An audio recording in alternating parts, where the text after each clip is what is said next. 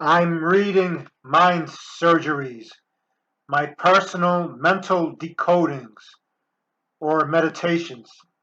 This is an example of how much dormant wisdom we have in our unconscious, beyond any level a master can teach. These visualizations, which has a 9 for a typo, by the way, angel numbers, have enabled me to dream freely, create transcendent art and narratives, possibly uncovering our mental counterparts in the environment. Dimensions are extensions.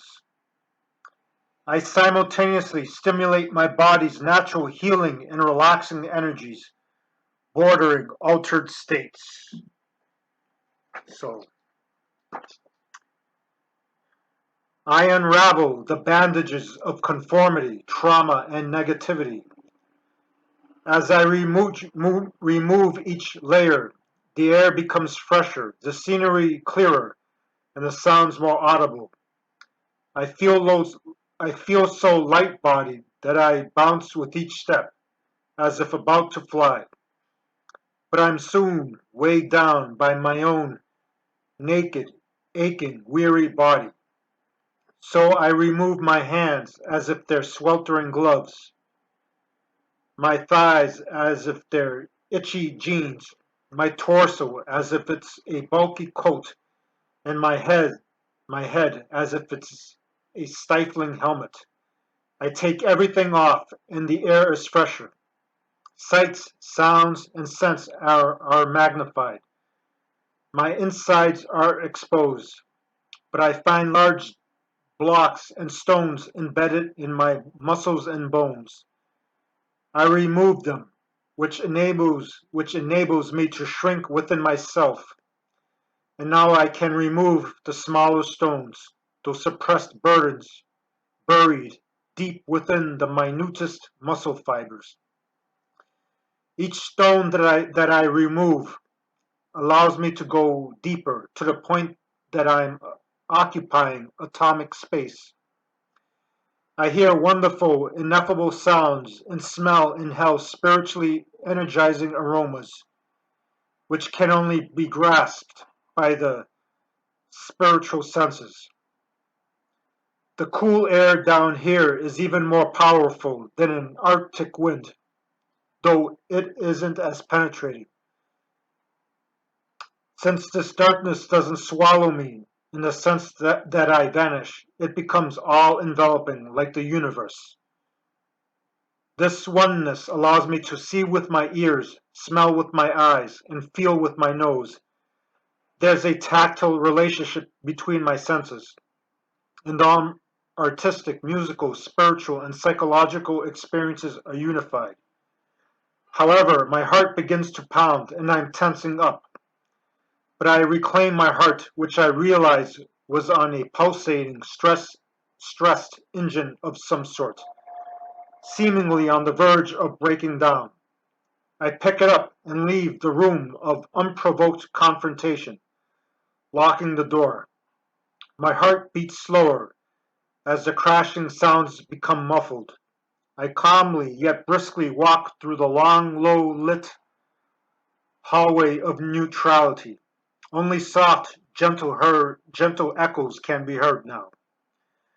The thunderous machine now sounds like a steady rainfall, the kind which puts you to sleep because you know you're going to wake up to a bright summer morning.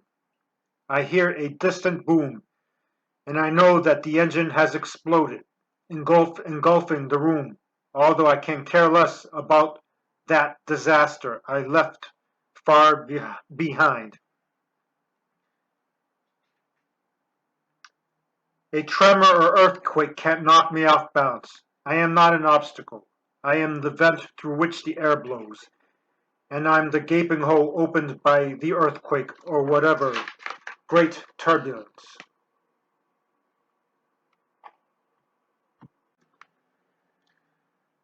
I'm so relaxed now that I'm literally melting, but I don't drip into a hole.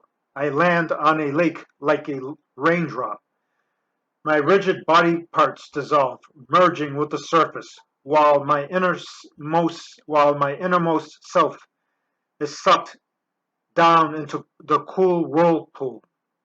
The currents penetrate me like acupuncture needles. My tense body parts on the surface relax as the bubbles pop. My muscles lengthen like waves, spreading like ripples, eventually making their way to the bottom. I am the upturned, ever-filling cup being pushed down the deepest ocean. This limitless water supply surpasses my unquenchable thirst, for the very pressure that's trying to get me down fills me all the more. Even if I lose my focus, I'm boosted up to the heavens like a rocket. So you can see this is the inversion of mind control. This is mind liberation. So I believe mind control is using these dormant senses against us, our ability to visualize our own personal space. So, and this goes to even experts who use their so-called objective expertise to undermine our personal powers. I reached the murky bottom, but I realize that I'm on top of a hidden world. Though those at the top on the shallow surface wouldn't know it, I merge with the peaceful darkness. Suddenly, a yellowish, white, translucent light emanates from it, like a baby making its way through the womb. It highlights the contours of buildings, persons. I realize that this light is a sun shining on a new world. Is a sun shining on a new world. But I don't experience this world as an outsider. Rather, I am the negative space, the very air outlining physical shapes.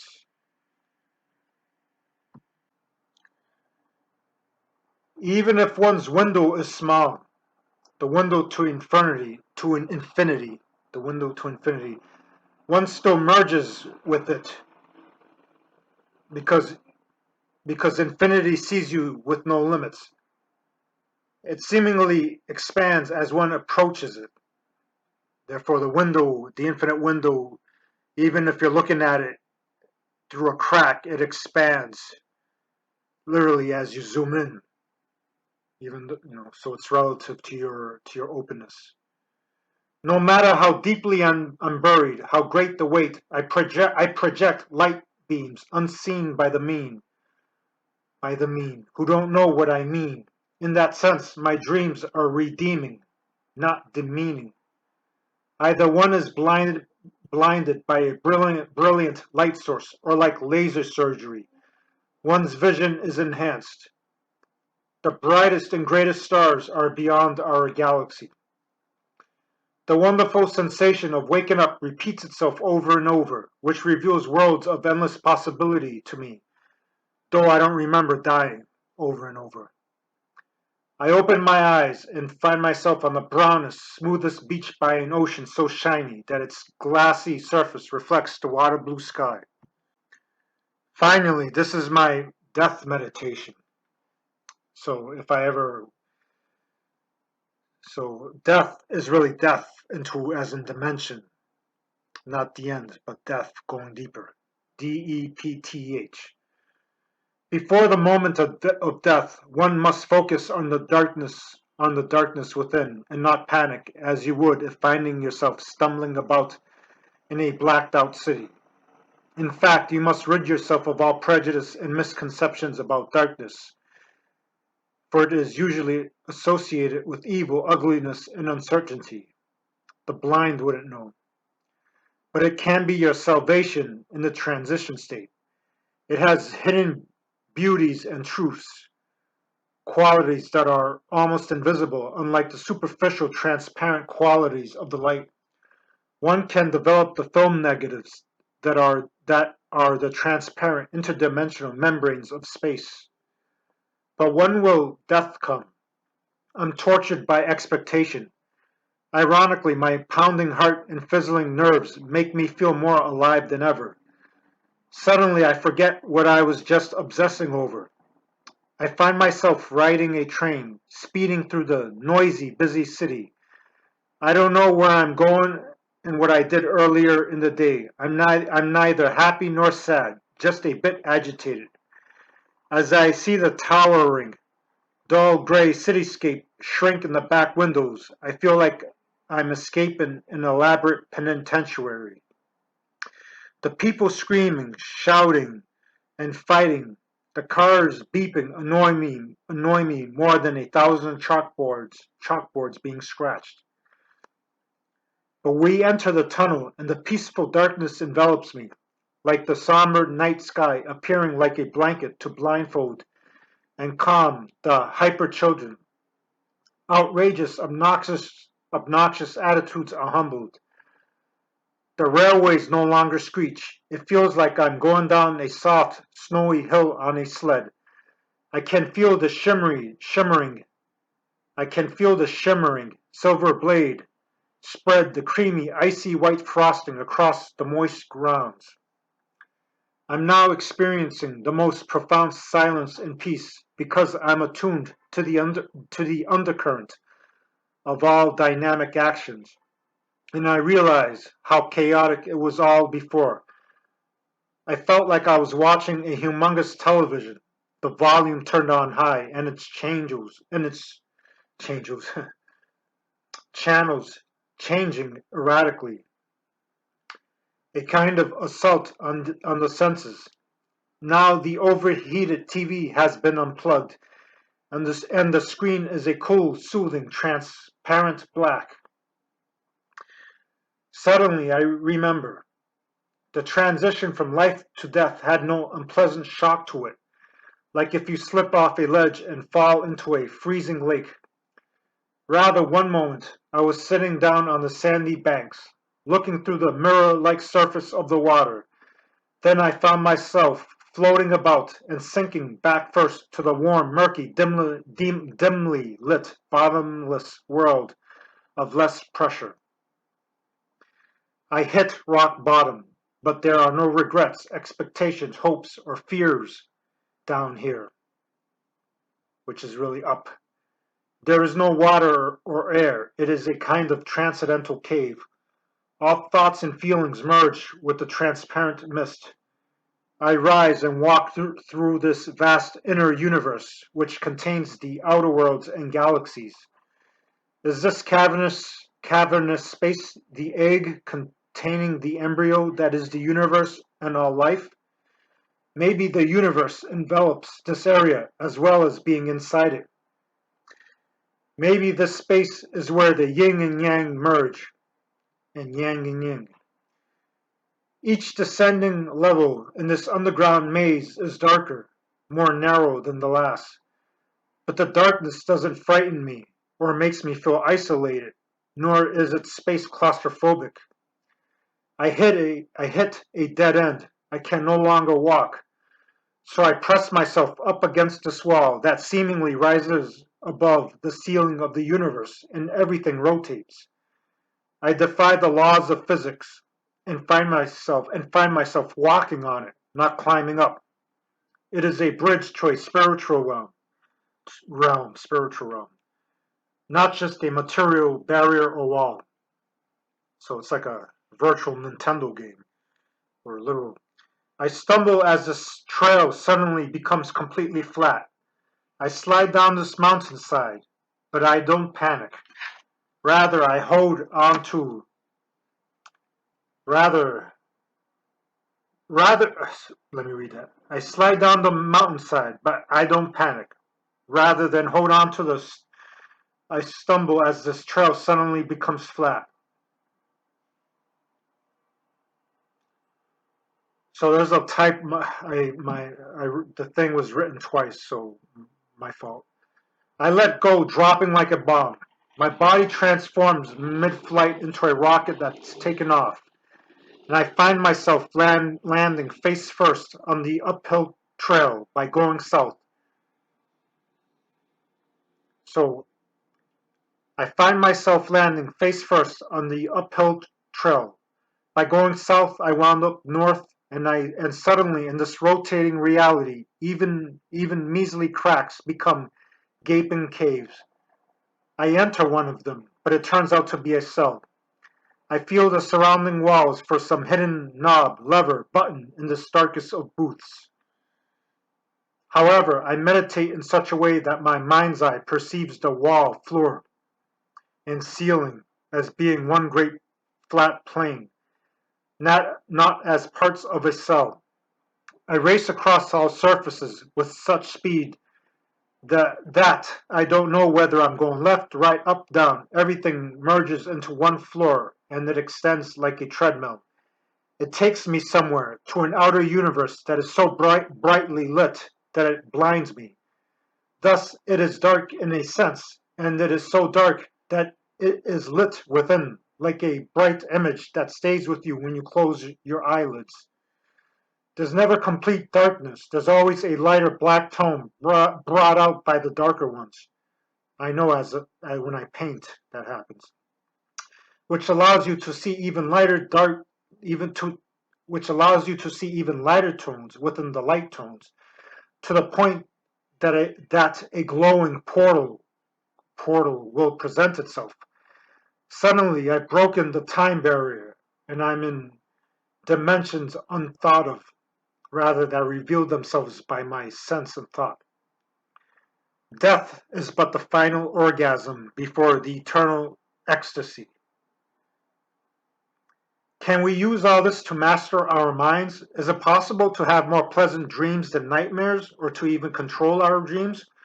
Or are some negative emotions too powerful and painful to endure? Maybe we can enhance our minds indirectly, just like we can't imagine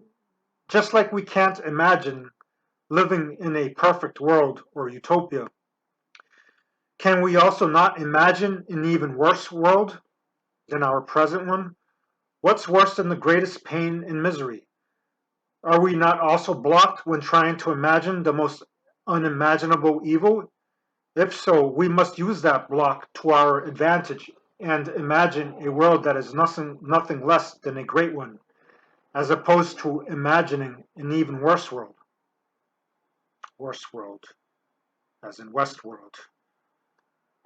This mental readjusting also relates to dream manipulation because one has to realize just how minuscule the shadowy compartments of the mind are, threatening to overtake one's being during sleep. Again, these psychic realities are like shows and movies playing on a multitude of channels, whether the TV is on or off. If one isn't aware of these shows that are from within, not from without, one can be drafted to act in them, at the mercy of seemingly outside nightmarish forces. So we're literally the pawn, we're the giant in the dream. The dreams are just mini worlds, but we can become like a peasant in our own realities. One has to be a director or scriptwriter in order to alter the chain of events. A mutilated, screaming body in a dream can be mended together just by you wishing peace, happiness, and health to everyone. Even rampaging firestorms can be extinguished by you crying the tears of compassion and laughing the tears of passion. So, this is called where all highs and lows meet. The ultimate high is actually the most relaxing. You feel great forces erupt from your core, penetrating the rising ceiling of infinity without smashing anything. You sink and fill the expanding, bottomless void. But there's no coming down this high, since you expanded all depths and dimensions. Everything emanating from you and intersecting. Things which previously conflicted, ideas, agendas, hopes, dreams, and nightmares now complement each other in a new vision. As you seek into the boosting depths of humility, the very heavens shall come down and meet you. All forces, great and small, vibrate throughout your body. You feel tidal waves of energy, volcanic eruptions, and new worlds being formed. You inhale cyclones down to the core of your inner sun while extinguishing volcanoes. Yet these forces conform to your free-flowing rhythm, personalized musical notes, and specialized mathematics, as opposed to you trying to channel higher energies through structures of limitation. Structures of progression and liberation, reshaping structure in the most dynamic, liberating way. So you're freeing structure.